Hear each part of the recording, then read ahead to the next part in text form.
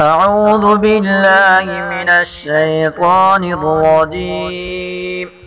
بسم الله الرحمن الرحيم. الحمد لله رب العالمين، الرحمن الرحيم، مالك يوم الدين. إياك نعبد وإياك نستعين. اهدنا الصراط المستقيم،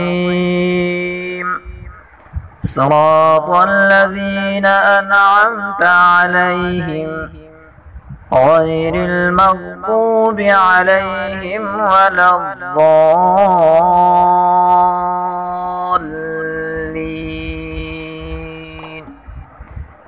آمين. صدق الله العظيم.